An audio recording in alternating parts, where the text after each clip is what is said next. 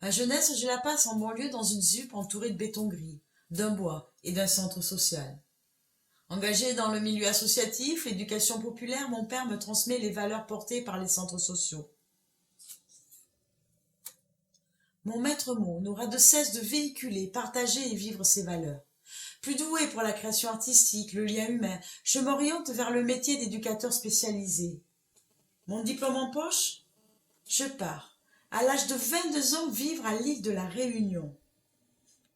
11 ans. 11 ans à découvrir, rencontrer, inventer, créer, comprendre pour m'intégrer dans une culture différente.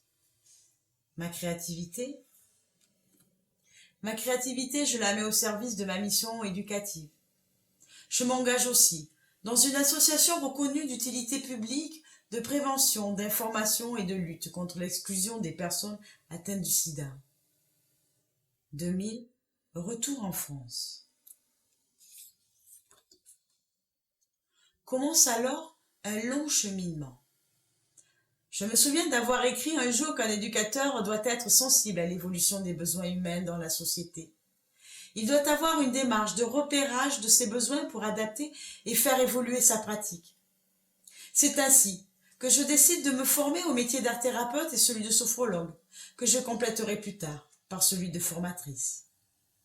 En même temps que je donne une autre dimension à mon travail d'accompagnement, mon univers artistique, Terre de Siane, s'éveille. Mon arrivée en Finistère, c'est l'histoire d'un double coup de foudre, pour un homme et pour un territoire. L'histoire de la création de cette école est aussi l'histoire de plusieurs rencontres. Toujours mue par la force de l'engagement, portée par la force de la création artistique, soutenue par des inconnus, des professionnels, les amis, la famille, un nouveau chapitre s'ouvre.